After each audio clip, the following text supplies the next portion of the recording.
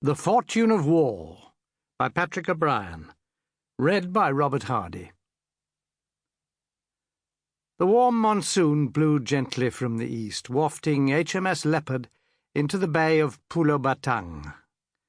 She'd spread all the sails she could to reach the anchorage before the tide should turn, and to come in without discredit, but a pitiful show they made, patched with discoloured heavy-weather canvas, next to stuff so thin it scarcely checked the brilliant light. And her hull was worse. A professional eye could make out that she had once been painted with the Nelson checker, that she was a man of war, a fourth-rate, built to carry 50 guns on 2 full decks. But to a landsman she looked like an unusually shabby merchant ship. And although both watches were on deck gazing earnestly at the bright green shore and breathing in the heady scent of the Spice Islands, the Leopard's crew was so sparse that the notion of her being a merchantman was confirmed. Furthermore, a casual glance showed no guns at all, while the ragged shirt-sleeved figures on her quarterdeck could hardly be commissioned officers.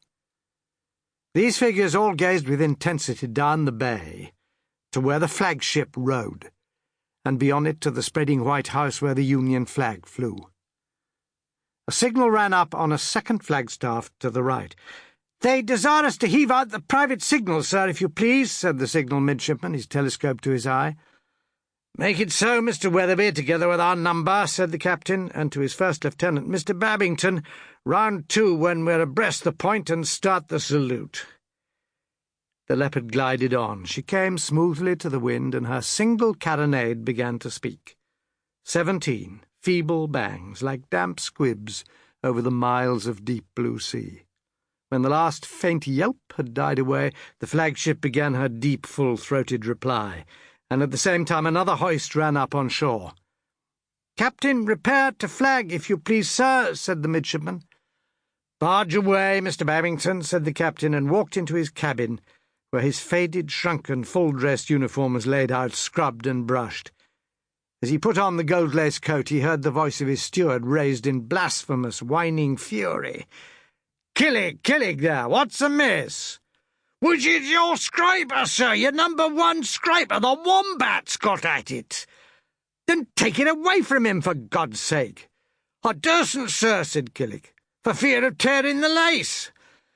"Now, sir," cried the captain, striding into the great cabin, a tall, imposing figure. "Now, sir," addressing the Wombat, one of the numerous body of marsupials brought into the ship by her surgeon, a natural philosopher. "Give it up directly, do you hear me there?" The Wombat stared him right in the eye, drew a length of gold lace from its mouth, then deliberately sucked it in again. "Pass the word for Dr. Maturin," said the captain, looking angrily at the Wombat, and a moment later, "Come now, Stephen, your brute is eating my hat." "So he is too," said Dr. Maturin. "But do not be so perturbed, Jack. It'll do him no harm. His digestive processes—" At this the Wombat dropped the hat and swarmed up into Dr. Maturin's arms, peering into his face with a look of deep affection. "Well, I can keep it under my arm together with my report," said the captain, picking up a bundle of papers and carefully fitting them round his gold-laced hat to conceal the tear. "What now, Mr. Hollis?" "Barge alongside, if you please, sir." "Aubrey!" cried Admiral Drury, rising as the captain was shown in and taking him by the hand. "Aubrey, by God, I'm glad to see you. We'd given you up for dead." The Admiral was a stout, thick-set sailor with a Roman emperor's face that could and often did look very forbidding, but it was now suffused with pleasure, and again he said, "By God, I am glad to see you. The old Leopard come back from the dead, and tolerably clawed about, I see. What have you been at?" "Here are all my reports and statements of condition, sir," said Jack Aubrey, "from the day we left the Downs until this morning. I'm truly sorry they're so tedious long, and sorry to have taken such a time in bringing you the Leopard, and in such a state at that." Well, said the Admiral, "better late than never. Give me a brief account, and I'll look through the papers later." "Why, sir," said Jack, collecting his mind, "as you know, I was directed to come out by way of Botany Bay to deal with Mr. Bligh's unfortunate situation there." Sample complete. Ready to continue?